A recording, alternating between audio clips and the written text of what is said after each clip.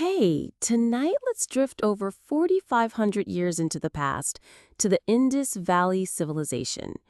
You know, that place you vaguely learned about in school, sandwiched somewhere between Mesopotamia and ancient Egypt. Except here, we're going to wander slowly, taking in the streets, houses, and daily routines of people who lived in what are now Pakistan and northwest India. No rush. Dim the lights, grab a cup of whatever you drink while imagining ancient baked brick walls, and let's float in. The Indus Valley Civilization, or Harappan civilization, flourished roughly from 2600 BCE to 1900 BCE. It wasn't one city, but a network of cities, towns, and villages stretching hundreds of kilometers along the Indus River and its tributaries. Think of it as a sprawling urban landscape where hundreds of thousands of people lived, worked, traded, and yes, worried about what to cook for dinner. Two of the most known cities are Mohenjo-Daro and Harappa. Mohenjo-Daro means Mound of the Dead in Sindhi, which is a little grim, probably not what the inhabitants called it. Harappa, on the other hand, gives its name to the civilization itself.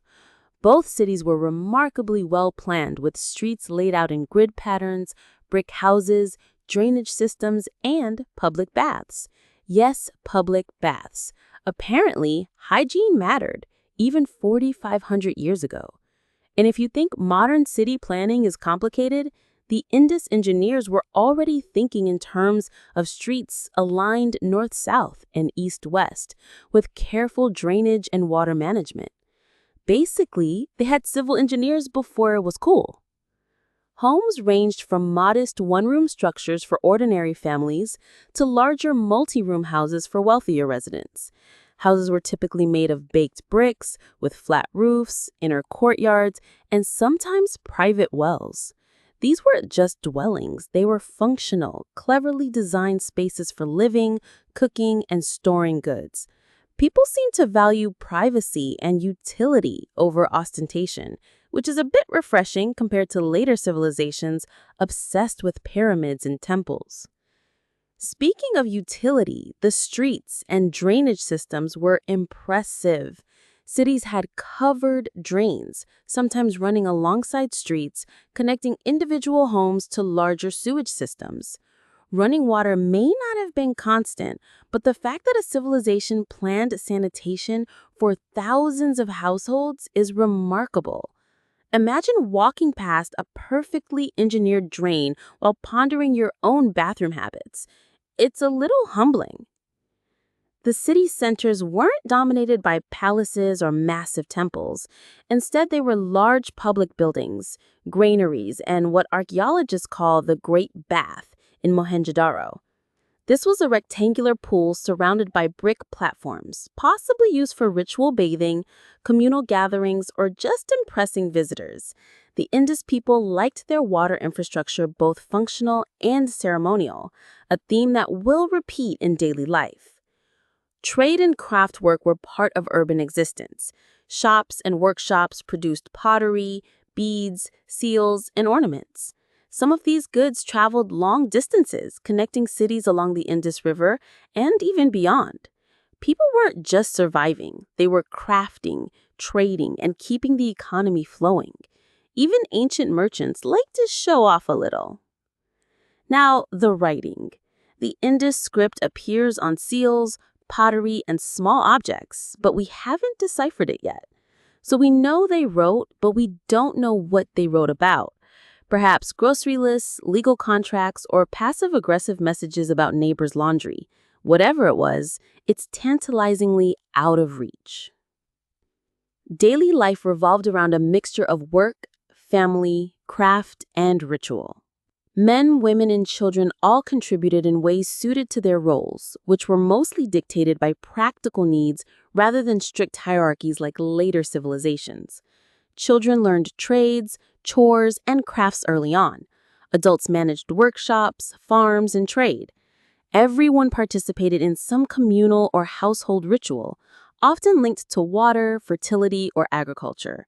Food was based on cereals, legumes, fruits, and vegetables. Wheat, barley, peas, and dates were common staples. Meat was less prominent but included cattle, goats, and fish. Dairy may have been consumed, though evidence is mostly indirect. Cooking was done in clay ovens, hearths, or simple stoves inside homes or courtyards. Meals were modest but nutritious, focusing on what was locally available. Water was central to life. Wells, cisterns, and public baths show a sophisticated understanding of urban hydrology. Daily hygiene, ritual cleansing, and perhaps even recreational bathing were part of the urban routine. Indus cities weren't just functional, they were designed for daily comfort, health, and a little bit of ceremonial sparkle. So as you drift through Mohenjo-Daro in your mind, picture a bustling urban settlement. Brick streets, grid-aligned houses, public baths, workshops humming with artisans, and a society quietly obsessed with sanitation, planning, and trade. Not flashy in the way of pyramids or massive tombs, but quietly sophisticated, practical, and surprisingly modern in some ways. Let's linger a bit on the people themselves. In the Indus Valley, daily life revolved around the household, family, and community.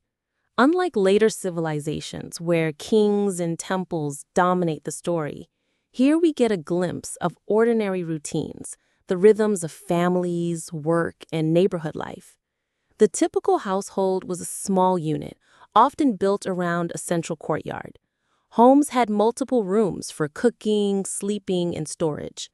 Larger houses likely belonged to wealthier families, maybe merchants or skilled artisans, while smaller homes belonged to laborers or farmers. Courtyards were multifunctional, drying grain, cooking, children playing, and even ritual activities.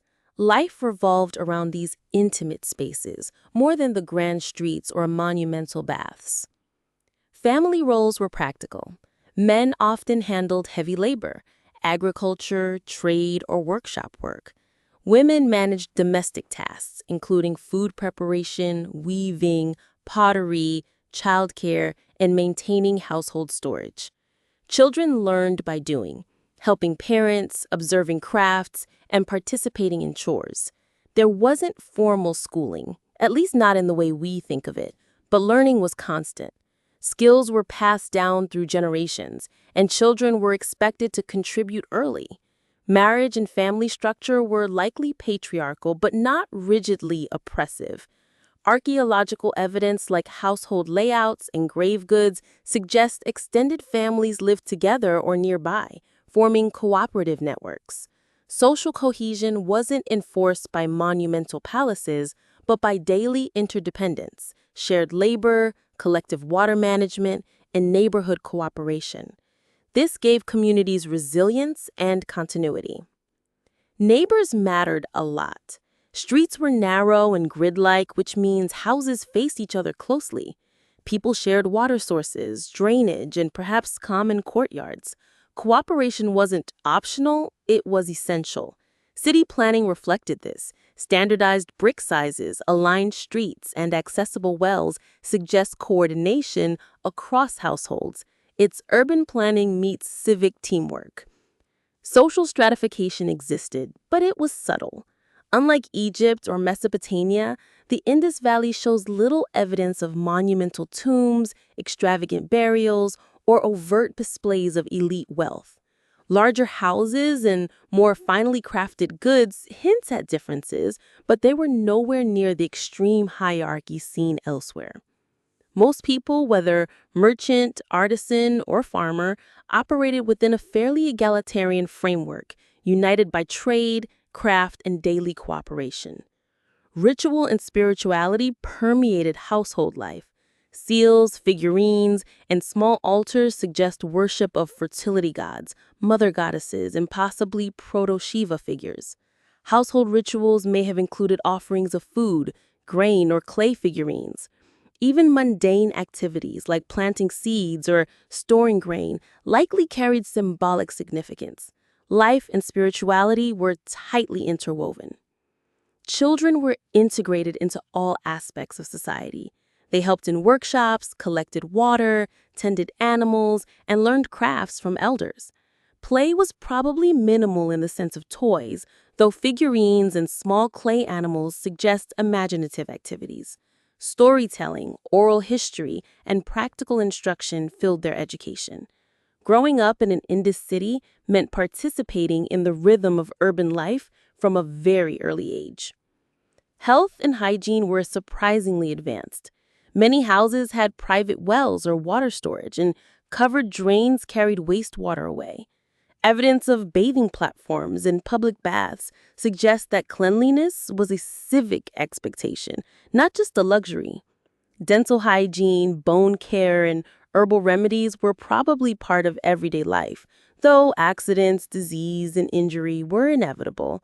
Still, for a civilization of tens of thousands, their approach to sanitation was remarkable. Food preparation was integrated into daily routines. Meals centered on locally grown crops, wheat, barley, peas, lentils, and vegetables. Cooking was done on hearths or in clay ovens. Milk, yogurt, and other dairy products supplemented the diet. Meat, when available, included cattle, goats, sheep, and fish. Food was eaten communally, often in the courtyard, reinforcing family bonds. Even the act of cooking was both practical and social. Work outside the home varied by occupation. Farmers tended fields, irrigated crops, and raised livestock. Artisans worked with pottery, beads, metal, or stone. Merchants traded locally and across regions, sometimes navigating long distances along rivers. Labor was structured but flexible, integrated into the cycle of daily life rather than imposed by an overarching state. People were productive because they had to be. Survival, family, and community depended on it. Leisure existed too, though it was simple. Children played with small clay toys or figurines. Adults may have engaged in board games, music, or storytelling during breaks. Festivals and seasonal ceremonies offered moments of collective enjoyment, often tied to agricultural cycles, fertility, or water. Celebration, like work, was part of the rhythm of daily life. So when you imagine a day in the Indus Valley, picture it slowly. Women grinding grain in a courtyard, children running between houses, men returning from the river with fish, merchants bargaining over beads, and artisans shaping pottery while the smell of bread wafts through the street. Everything is organized, functional, and subtly ritualized. Life was ordinary, yet meticulously structured, quiet, but surprisingly sophisticated. Now that we've wandered through homes and daily routines, let's float into the world of work, craft, and commerce in the Indus Valley. Because the Harappans weren't just quietly eating wheat and lentils, they were making things, trading things, and somehow managing one of the earliest urban economies without email or spreadsheets. Artisans were everywhere. Potters shaped clay into bowls, jars, and storage vessels. Kilns fired their creations, producing durable ceramics that could withstand centuries, or at least a few millennia in some cases. Some pottery was plain and functional, other pieces were painted with intricate patterns, probably for ritual or display. Pottery was essential for cooking, storage, and trade. A good pot might have meant the difference between a safe grain harvest and the spoiled one. Not glamorous, but practical. Bead making was another big craft. The Indus Valley people loved beads. Carnelian, steatite, shell, and semi-precious stones, drilled and polished into necklaces, bracelets, and ornaments. Beads weren't just decoration, they were symbols of status, trade items, and perhaps even part of ceremonial attire. Imagine sitting for hours drilling tiny holes into stone with nothing but patience, skill, and probably a lot of spit for lubrication. It's meticulous, tedious, and oddly satisfying to picture. Metalwork existed too, though copper, bronze, and a little gold were mainly used for tools, ornaments, and ritual items. Weapons, knives, and small tools were crafted carefully, but the Indus Valley wasn't obsessed with large-scale weaponry, at least not like Egypt or Mesopotamia. Their civilization leaned toward urban order and trade rather than conquest. If they fought, it was subtle, maybe more about defending trade or neighborhoods than empire building. Seals are another fascinating craft. Small carved stamps made from steatite often feature animals, human figures, or geometric patterns, along with the undeciphered script. Seals were used to mark ownership, authenticate goods, or possibly even in ritual contexts. Traders, merchants, and officials relied on these little objects to identify property or products, a kind of signature in stone. Fancy, durable, and cryptic, like ancient business cards that double as art objects. Trade was vital to Indus life. Cities were connected along the Indus River and its tributaries, allowing goods to move efficiently. Harappan merchants traded beads, pottery, and textiles locally and with distant regions like Mesopotamia. Archaeological finds show that Indus goods made their way to modern Iraq, Iran, and Afghanistan. Conversely, imports included metals, precious stones, and luxury items. Trade wasn't just economic, it reinforced social networks, alliances, and cultural exchange.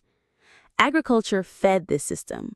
Surplus crops allowed for artisans and traders to specialize, and granaries stored reserves for dry seasons or ritual offerings. Irrigation techniques, including wells, reservoirs, and baths, weren't just conveniences. They were central to urban planning and craft production. The civil engineering and craft intersected in everyday life, and the Harappans seemed to understand that very well. Even ordinary items carried aesthetic or symbolic weight.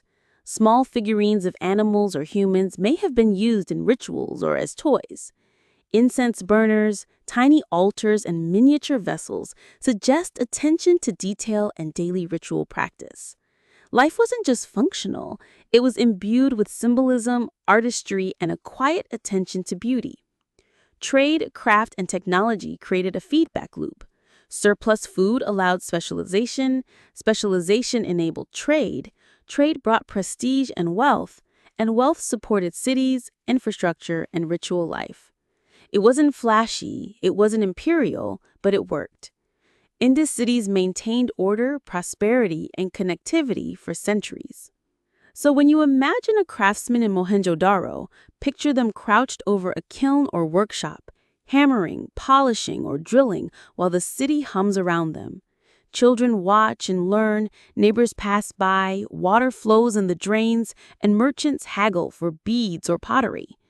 It's a slow, organized rhythm, a civilization humming quietly, without massive armies or monumental displays of conquest. So far, we've peeked into homes, families, crafts, and trade.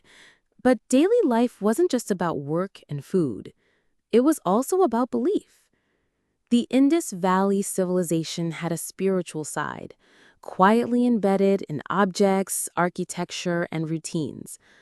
Unlike the flashy pantheons of Egypt or Mesopotamia, their religion leaves us guessing. But there are clues, subtle, intriguing, and a little mysterious.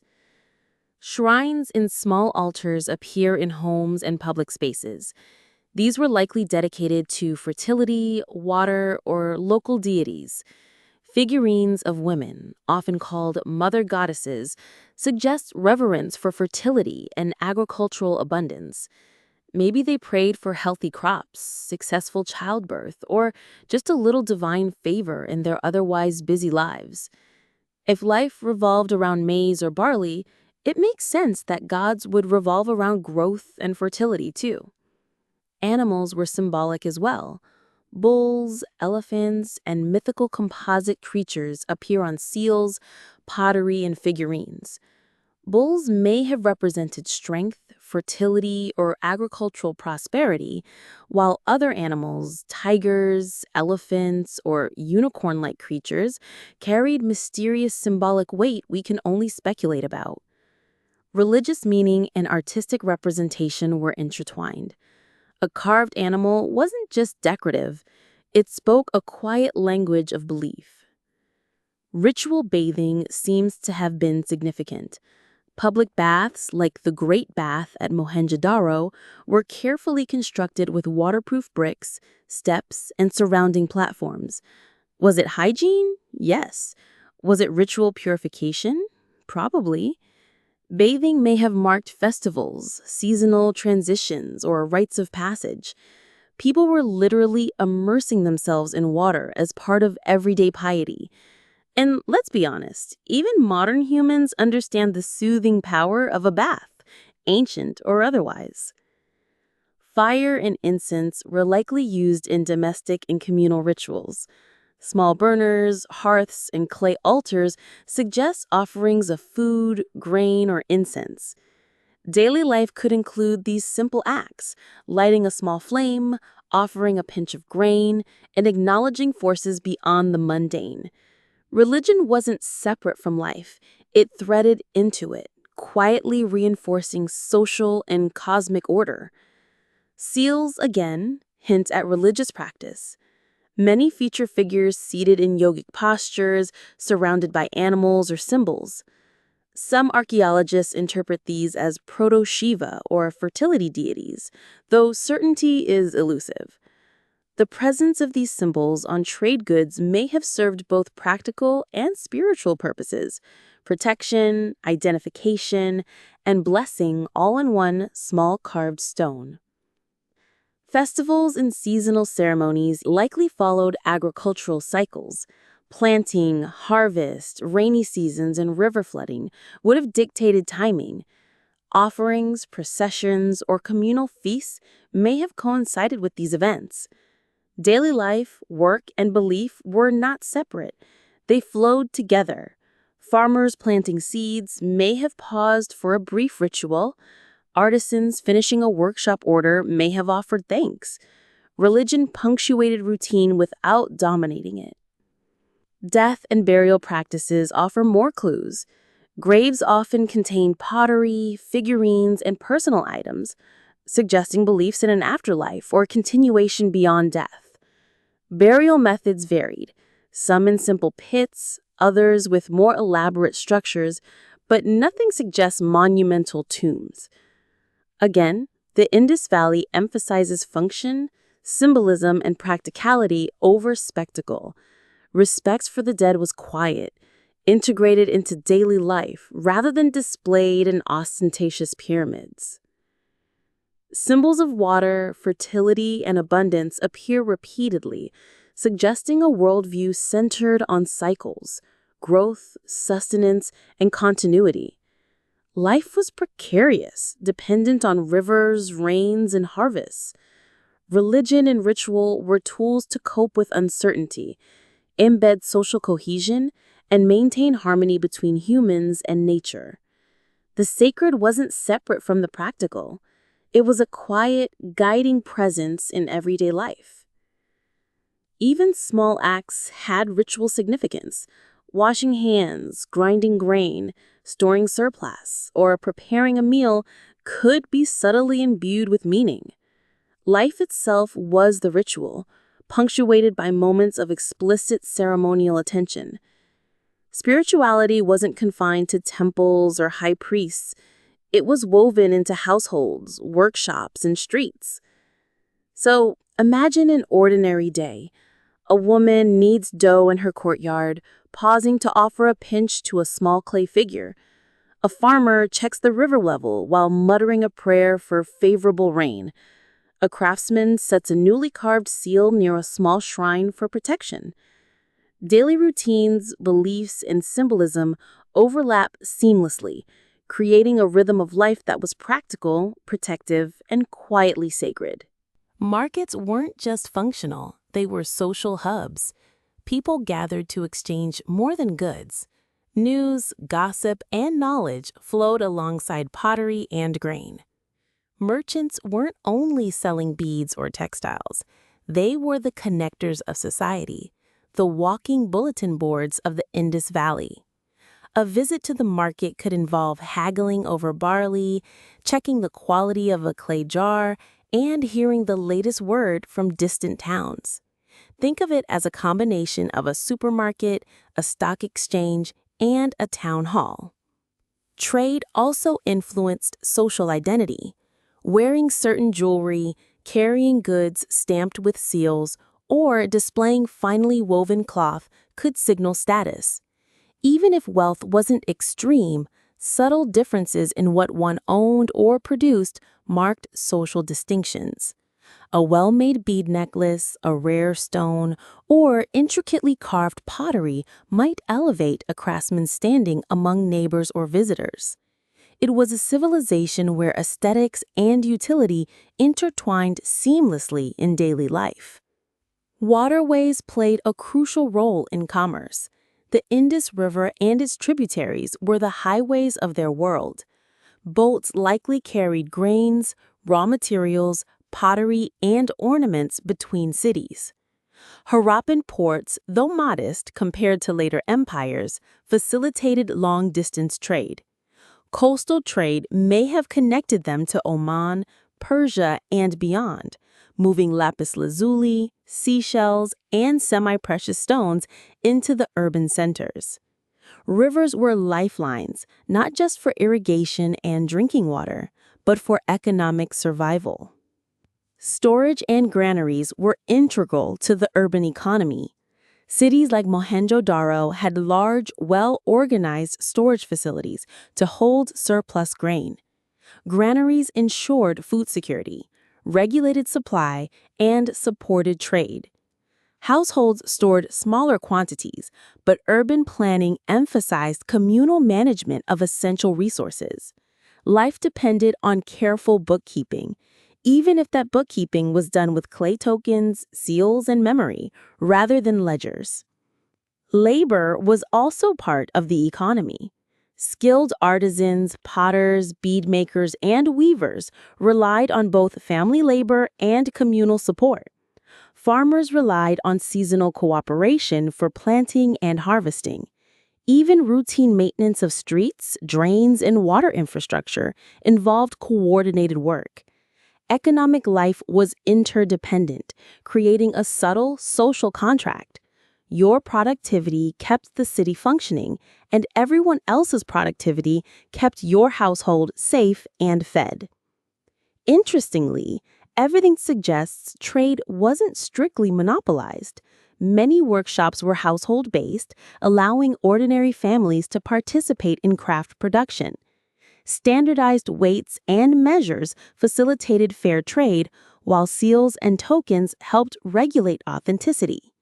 There wasn't a centralized banking system, but the combination of family-based workshops, trade networks, and standardized measurements created a surprisingly efficient economic ecosystem. Luxury goods, while not common, did exist. Rare stones, decorated pottery, and fine jewelry were prized, especially by merchants and urban elites. However, the Indus Valley never built monumental tombs or palaces as showcases of wealth. Their sophistication lay in urban planning, standardization, and integrated trade networks rather than ostentation. Wealth was functional, practical, and quietly displayed, rather than screamed from high walls. So, imagine a typical economic day. Farmers bring freshly harvested grains to the market, artisans display pots and beads, a merchant seals a crate of lapis lazuli for shipment to Mesopotamia, children run errands for their parents, neighbors stop to gossip about recent rainfall or river levels. Economic life was embedded in daily routines, social interaction, and urban infrastructure, moving quietly yet efficiently through the well-planned streets. So far, we've meandered through homes, families, craft, trade, and work. But life wasn't all toil. Even in a meticulously planned city like Mohenjo-Daro, people needed moments of play, celebration, and distraction. Leisure in the Indus Valley Civilization was subtle, integrated into daily life, and sometimes ritualized, but it existed. Children played with simple toys. Small clay figurines, miniature carts, and animal figures have been found in homes and workshops. These weren't elaborate action figures, but they encouraged imaginative play. They also likely taught children about domestic life, animals, and social roles. Play was education disguised as amusement, a quiet preparation for the responsibilities of adulthood. Board games were another form of leisure, though evidence is sparse. Some clay pieces and marked boards suggest games that required strategy, counting, or luck. Perhaps they were used in homes to pass time, during festivals, or even as a part of teaching young artisans and merchants patience and planning. The exact rules are lost to history, but the objects imply that amusement mattered, at least enough to be crafted carefully. Sports or physical activity probably existed in practical forms. Running, wrestling, swimming in the Indus River, or cooperative labor could double as both exercise and social interaction. Children and adults likely moved frequently as part of daily chores, trade, or agriculture. Leisure didn't need to be separate from work. The two often overlapped. Festivals were the other major outlet for recreation. These were likely tied to agricultural cycles, seasonal changes, and religious or ritual observances. Planting, harvest, or rainy seasons may have prompted communal gatherings, feasts, and ceremonial activity. Life was tightly bound to nature, so celebration was naturally synchronized with environmental rhythms. Festivals reinforced community bonds and provided a break from routine labor. Music and dance may have accompanied both daily and ceremonial life. Small clay figurines and depictions of musicians suggest drums, flutes, and stringed instruments existed. Dance could have been ritual, recreational, or a mix of both. Imagine a courtyard or plaza filled with rhythmic movement, accompanied by simple but effective music, a momentary lift of the human spirit amid practical routines. Art also doubled as leisure and display. Making toys, decorating pottery, weaving intricate cloth patterns, or carving small seals required attention, patience, and creativity. These acts were not purely functional. They engaged the maker in aesthetic satisfaction, reinforcing pride, identity, and cultural continuity. Craft itself could be leisure for some artisans, a meditative or satisfying activity integrated into daily life. Community gatherings likely involved storytelling, oral transmission of myths, local histories, and practical knowledge would have kept people connected to the culture and the environment. A child listening to a story about seasonal floods, heroic farmers, or mythical animals learned both entertainment and survival lessons. Stories reinforced identity and social cohesion, quietly shaping behavior and values. Even daily routines could carry a playful or aesthetic dimension. Courtyard spaces allowed for games, music, and ritual interaction. Artisans might experiment with decorative patterns during breaks. Families might gather to share meals with an element of ceremony. Leisure and routine were interwoven. The mundane and the enjoyable were never entirely separate. So envision an afternoon in Mohenjo-Daro. Children chase clay balls between houses, a woman kneads dough while humming a tune, a man polishes beads. Neighbors gather to gossip, and a small drum plays a rhythm for no particular reason. Daily life had purpose, but purpose didn't exclude joy. Recreation was woven into work, play, ritual, and family life, a subtle, human, and enduring pattern. By now, we've strolled through homes, families, markets, and leisure. Let's take a slow look at the quiet brilliance behind the Indus Valley cities, the technology and engineering that made daily life not just possible, but surprisingly sophisticated. Because while people were baking bread, drilling beads, or playing with clay toys, someone had to figure out how to prevent their city from flooding or the water from turning into a stagnant swamp. Urban planning was meticulous. Streets ran in grids, aligned roughly north-south and east-west. Houses faced the streets, drains ran alongside, and wells were conveniently placed. Unlike many other ancient cities, the Indus planners clearly considered human convenience, sanitation, and the environment. You could get lost wandering through the alleyways of Mohenjo-Daro, but you would not get drowned in sewage. That's already an upgrade over many contemporaneous cities. Drainage systems were impressive. Covered drains lined streets, carrying wastewater away from homes. Some drains were multiple meters wide and carefully paved with bricks, sloping gently to ensure flow. Bathrooms often had water connections to these drains. Running water wasn't continuous, but it existed in principle, a civilization that valued sanitation in a way we still struggle with in some parts of the world. Wells and water storage were integrated into domestic and communal life. Many houses had private wells. Public wells served neighborhoods. Reservoirs and large cisterns stored water for dry periods or ritual purposes. Urban life depended on clever water management, from cooking and drinking to workshops and ceremonial bathing. They were managing a city's water supply with the kind of precision that would make a modern civil engineer pause.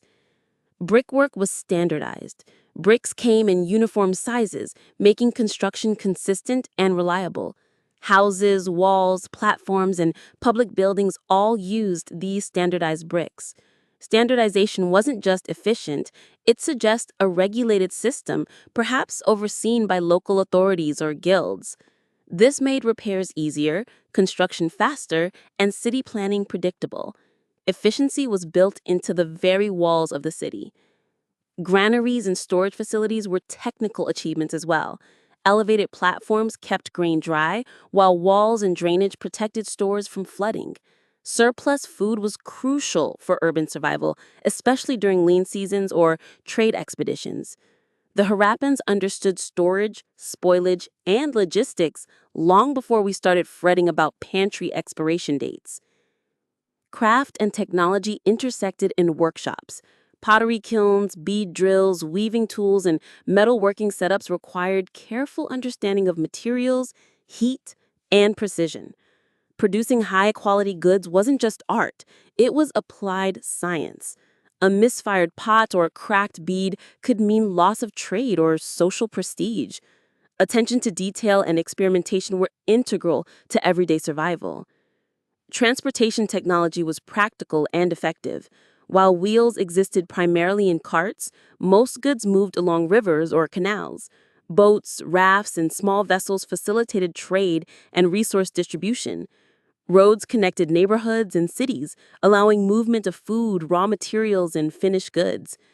People may have complained about potholes, but they also appreciated efficient urban mobility. Standardized weights and measures reveal another layer of technology. Merchants and workshops use balance scales and precisely shaped weights to ensure fair trade. Even without money, transactions could be standardized and trusted. It's a low-tech solution but highly effective, functioning like an early accounting system embedded in daily routines. Fire management and cooking technology were essential too. Hearths, stoves, and kilns had to maintain consistent temperatures. Pottery, metalwork, and baking all required skillful control of heat. A burnt loaf of bread or a cracked pot wasn't just inconvenient, it could disrupt family life or trade. Technology and craft were intimately intertwined with survival and routine. Finally, urban innovation extended to public and ceremonial structures. Baths, granaries, and reservoirs weren't just functional, they were integrated into daily and ritual life. Architecture, technology, and civic planning combined to create a rhythm. Water flows, streets guide movement, workshops hum, and neighborhoods operate in quiet coordination. Daily life was embedded in a network of engineered solutions, often unnoticed but always essential.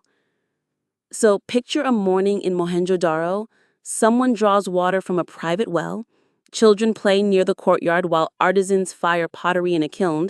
Workers haul grain to a granary, and a merchant seals goods for a river-bound boat.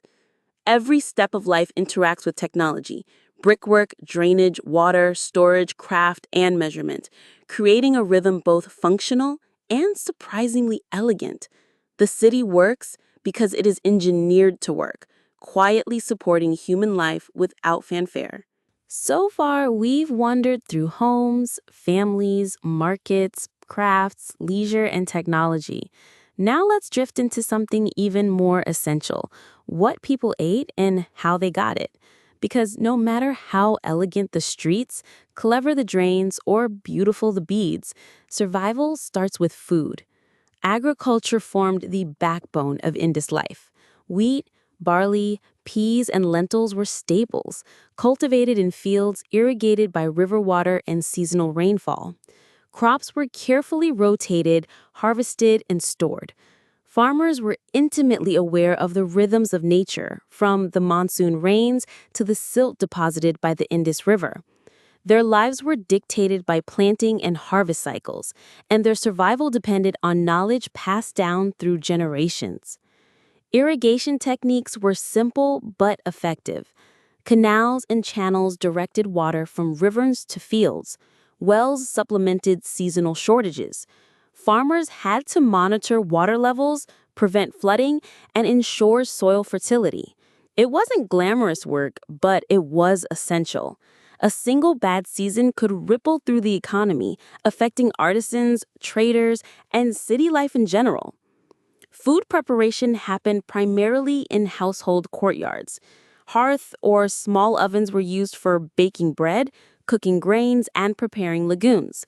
Meals were simple but functional: porridges, flatbreads, cooked lentils, and occasionally meat or fish. Dairy products such as milk, yogurt, or clarified butter supplemented nutrition were available. Spices, herbs, and local vegetables added flavor, though culinary extravagance was likely limited to urban elites or special occasions. Grain storage was crucial. Large granaries, elevated on platforms and protected by brick walls, ensured that surplus food could last through lean seasons or be used in trade.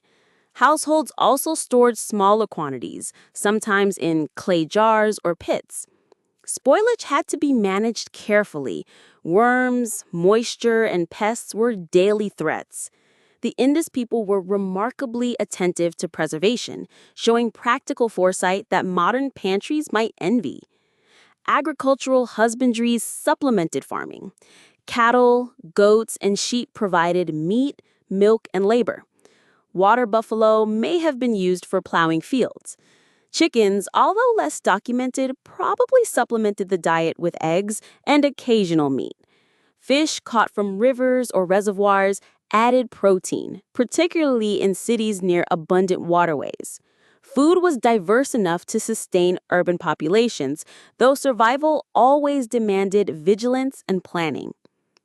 Diet and daily routine were closely linked. Meals punctuated the day, often aligned with work and ritual. Bread or porridge in the morning, vegetables or legumes at midday, and perhaps a cooked dish or dairy product in the evening. Food preparation involved grinding, kneading, cooking, and serving, all activities embedded in household life and often overlapping with minor ritual gestures, like offerings to small figurines or altars. Communal eating likely occurred during festivals, rituals, or special events.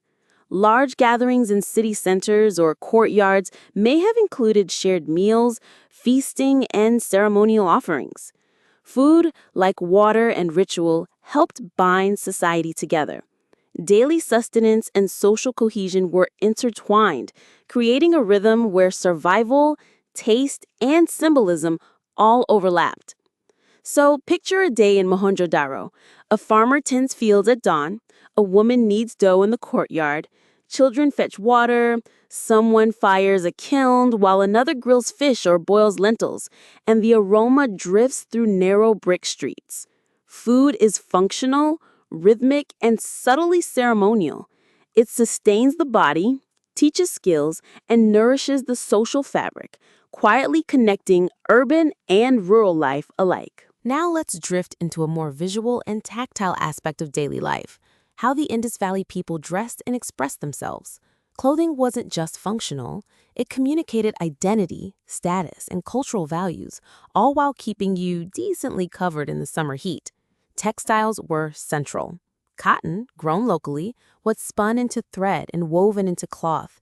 Evidence from spindle whorls, loom weights, and impressions on clay suggest a well-developed weaving tradition. Clothing ranged from simple loincloths and wraps for commoners to finely woven garments for artisans, merchants, and urban elites. Brightly dyed fabrics or decorated pieces may have been reserved for special occasions or ceremonial use. Dyeing was done with natural pigments, plants, minerals, and perhaps insects. The process required knowledge of preparation, timing, and fabric treatment. Spinning, weaving, and dyeing were labor-intensive, but rewarded with both utility and beauty. Clothing was practical, but the care in its creation hints at pride, aesthetics, and cultural expression.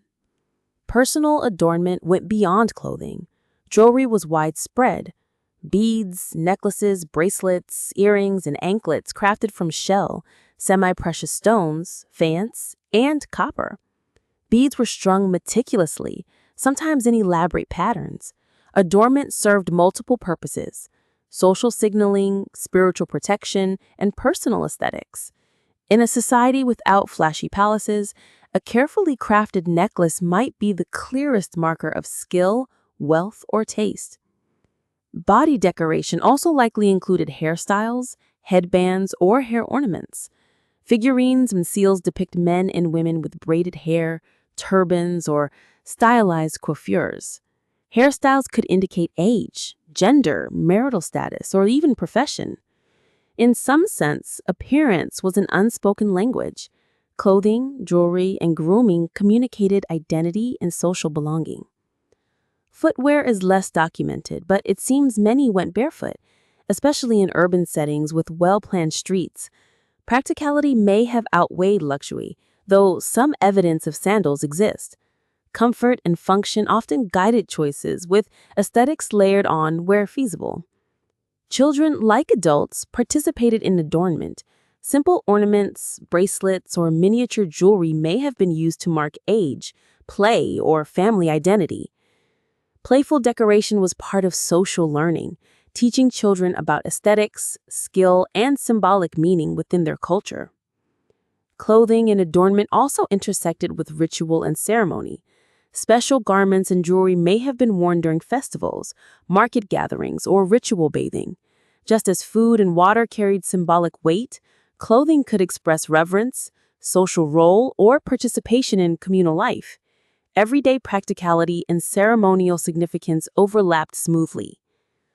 Workwear was practical yet adaptable.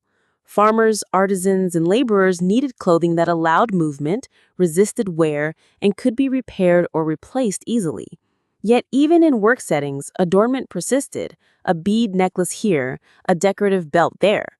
Function and beauty weren't mutually exclusive. They coexisted, naturally. Trade reinforced textile and jewelry culture. Exotic beads, rare pigments, and imported semi-precious stones allowed urban elites and merchants to display status subtly. A piece of jewelry or dyed cloth could communicate taste, reach, and sophistication without requiring monumental architecture or gold-laden tombs. So imagine a morning in Harappa. A woman adjusts her cotton wrap, children string beads in the courtyard, a man braids his hair before heading to the market, and artisans prepare dyed threads for weaving. Function, beauty, and identity coexist seamlessly. Clothing and adornment are quietly integral to daily life, practical, expressive, and socially significant. Now let's float through the streets and homes of the Indus Valley, because while food, clothing, and crafts are essential, the spaces people inhabited shaped every aspect of daily life. Urban planning in Mohenjo-Daro, Harappa, and other Indus cities was quietly ingenious, functional, standardized, and surprisingly modern in its rhythm. Houses ranged from modest single-room structures to multi-room dwellings with courtyards and private wells. Bricks were standardized, allowing consistent construction. Flat roofs, inner courtyards, and multiple rooms optimized space for cooking, sleeping, and storage. Courtyards were the center of family life. Meals were prepared here, children played, and daily chores unfolded in view of the open sky. Privacy existed, but it wasn't extravagant. Life was integrated into compact, functional spaces. The urban layout reflected careful planning. Streets ran in grid patterns, generally aligned north-south or east-west. Major streets were wide enough for carts and pedestrian traffic, while narrower lanes connected residential neighborhoods. Drainage systems ran alongside streets, linking houses to larger sewer channels. Wells and water access points were distributed thoughtfully, ensuring that every household had reliable water nearby. Function dictated form, and it worked remarkably well. Public buildings, granaries, and baths punctuated city landscapes. The Great Bath in Mohenjo-Daro, a large rectangular pool, likely served ritual, communal, and perhaps recreational purposes. Elevated granaries stored surplus grain, vital for survival and trade. These structures weren't monuments to power. They were practical, civic, and subtly impressive, demonstrating organization and foresight rather than grandeur. Homes were multifunctional. Cooking, sleeping, crafting, and storage occurred under the same roof, often in rooms surrounding a courtyard. Hearths or small ovens allowed bread and porridge preparation. Storage areas held grains, legumes, and tools. Workshops might occupy a corner of the home, producing beads, pottery, or textiles. Life was efficient. Spaces were used thoughtfully, with function as the guiding principle. Sanitation and water management were integral to domestic architecture. Bathrooms or washing platforms connected to covered drains, removing wastewater from homes. Wells provided drinking and cooking water. Some houses even had bathing platforms in courtyards. The integration of hygiene into design suggests that Indus people understood both comfort and health as central to domestic life. Neighborhoods formed organic communities. Close proximity of homes allowed shared access to water, drains, and occasionally communal spaces. Cooperation was necessary. Maintenance of drainage, collection of water, and street upkeep required collective effort. Urban planning wasn't just about aesthetics. It reinforced social cohesion, ensuring that life flowed smoothly for the entire community. Walls, doors, and partitions balanced privacy and openness. Courtyards provided sunlight and ventilation, while walls ensured separation from neighbors. Multi-room houses accommodated extended families or allowed artisans to combine living and working spaces. The balance of public and private, functional and social, demonstrates a sophisticated understanding of human needs within urban density. Storage solutions were clever. Clay jars, raised platforms, and small pits kept food dry and protected from pests. Tools and craft materials were organized efficiently. Even without modern furniture or cabinets, homes were structured to maximize utility. Space wasn't wasted. Every corner served a purpose, from sleeping to storing trade goods. So picture wandering through an Indus city. Brick streets intersect neatly, courtyards bustle with daily activity, public baths glisten in the sun, granaries rise in the distance, and homes hum with domestic life. Residents cook, craft, socialize, and clean with a rhythm dictated by architecture, urban planning, and daily routine. Life is organized, functional, and subtly elegant, a civilization quietly orchestrating daily existence with precision.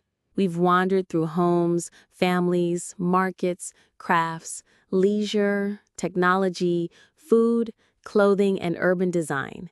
Now it's time to drift into a quieter, more contemplative part of daily life, how the Indus Valley people approach death. Unlike the grandeur of Egyptian pyramids or Mesopotamian ziggurats, the Indus response to mortality was understated, practical, and quietly ritualized. Burial sites are scattered near urban and rural settlements. Graves are usually simple pits, sometimes lined with bricks or containing small stone or clay markers. Grave goods, pottery, figurines, jewelry, or tools often accompany the deceased, suggesting beliefs in an afterlife or continued existence in some form. Nothing monumental here. The focus was on practical care and symbolic gestures rather than ostentation. The placement of graves near settlements may have reflected social organization or familial ties. Extended families often lived and died together in proximity. Burial practices were integrated into daily life, blending routine, respect, and social structure. Life and death were not separate spheres. They flowed into one another, quietly reinforcing the cycle of existence. Grave goods provide subtle insight into identity, status, and profession. Simple tools may accompany a craftsman. Jewelry might signify an artisan or merchant, and ritual figurines suggest spiritual concerns. The items reflect everyday life as much as belief systems. Even in death, people carried pieces of the life they knew and the society they inhabited. Funerary rituals may have included food offerings, placement of small objects, or washing and dressing the body. Evidence of clay altars, figurines, and pottery suggests some ceremonial preparation. Ritual wasn't grandiose or highly codified. It was woven into daily life, quietly marking the transition from living to dead. Children and young adults may have participated indirectly in these rituals, observing practices, helping prepare objects, or maintaining grave sites. Learning how to honor the dead was part of social education, linking the next generation to communal memory, spiritual continuity, and family tradition. The Indus Valley people also seem to value continuity in the urban and natural environment. Their careful city planning, drainage systems, and water management reflect a mindset attentive to cycles, sustainability, and order. Burial practices align with this ethos, practical, respectful, and integrated into the rhythm of daily life rather than dominated by spectacle. Death was also quietly social. Families maintained grave sites, perhaps performed seasonal rituals, and passed stories of ancestors through oral traditions. Memory, respect, and daily observance reinforced community bonds, subtly connecting the living and the dead. In this sense, the rhythm of life included the rhythm of death, quietly acknowledged, without drama. So imagine an afternoon in a neighborhood near Harappa.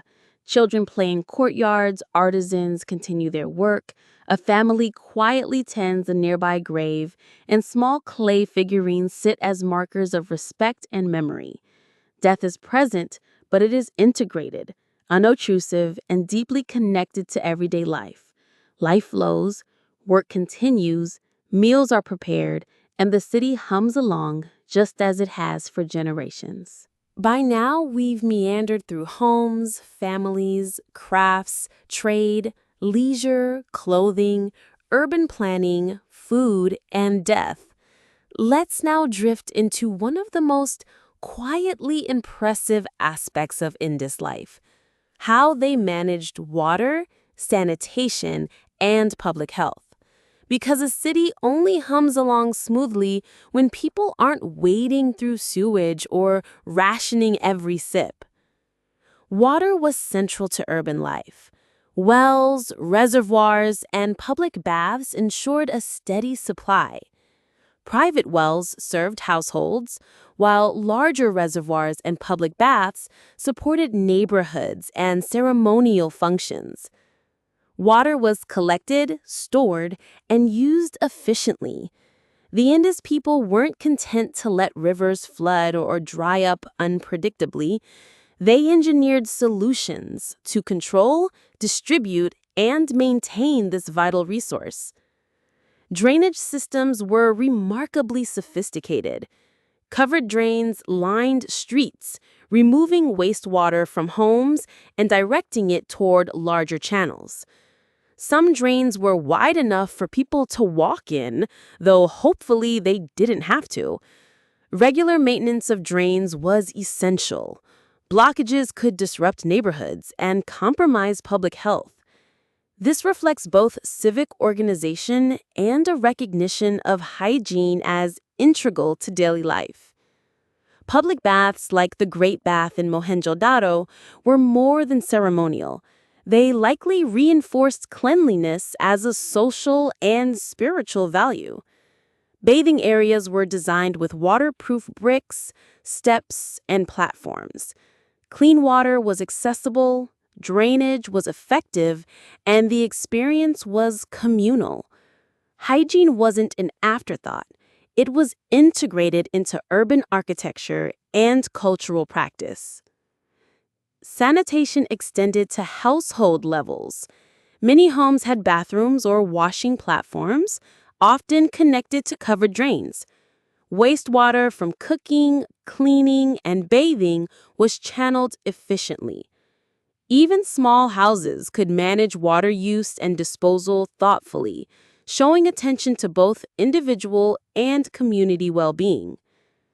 Food and water storage intersected with sanitation. Granaries, storage jars, and pits were designed to keep grain dry and protect against pests. Wells and reservoirs provided clean water for cooking and drinking. The combination of food management and water infrastructure minimized disease risk, ensuring that daily life could proceed smoothly. Public health was also a subtle, communal responsibility. Neighborhoods relied on cooperation to maintain streets, drains, and water access points. Hygiene was embedded in routine, not imposed by distant authorities.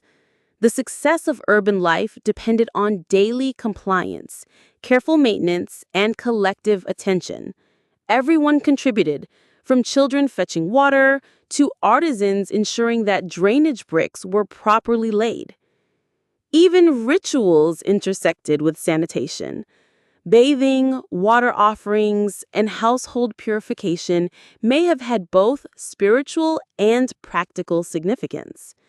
Cleanliness was valued aesthetically, socially, and spiritually. Function and symbolism coexisted seamlessly, shaping habits and routines. Medical knowledge, while largely invisible in the archaeological record, was likely practical and community-based. Herbal remedies, bone care, and minor surgical interventions may have existed.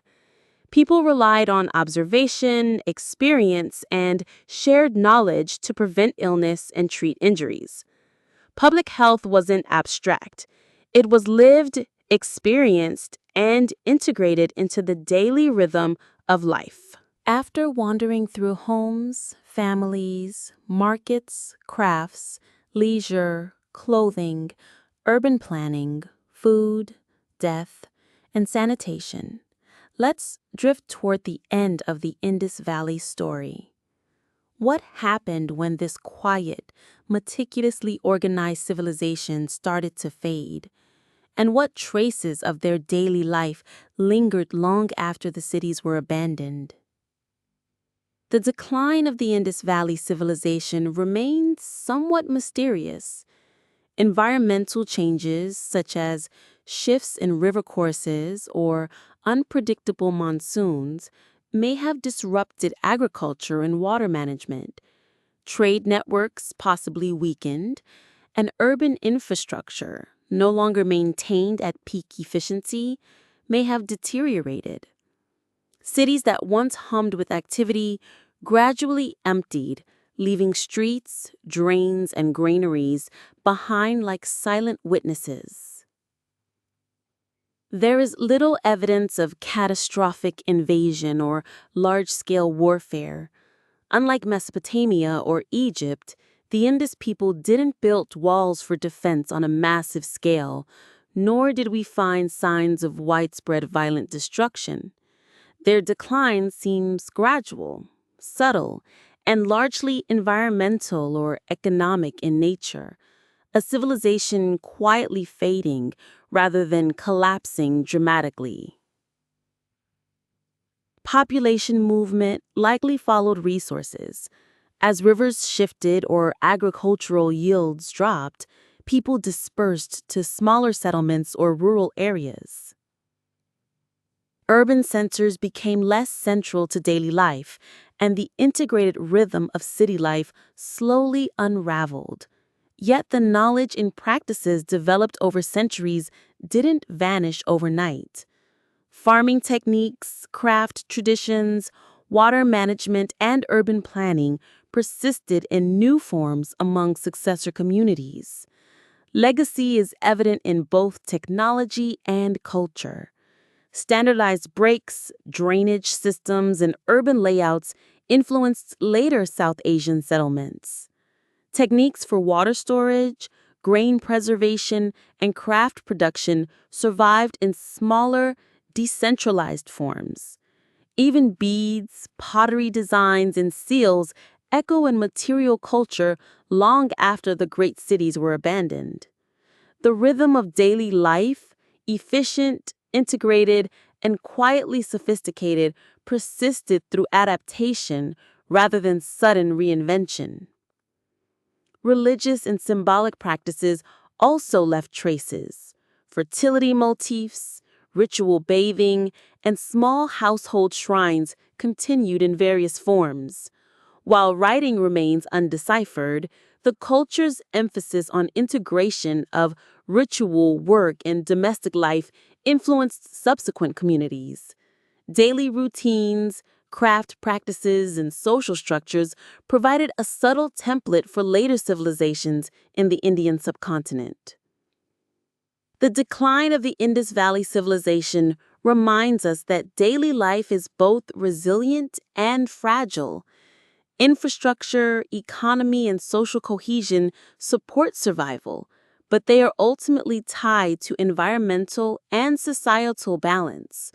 When rivers change course or trade falters, even the most organized cities must adapt or fade. The Indus people adapted for centuries, leaving a blueprint of practical, humane, and quietly brilliant urban living. Imagine walking through a partially abandoned Mohenjo-Daro. Streets still follow grids, drains remain, kilns are cold, wells stand empty, and small clay figurines lie where they were left.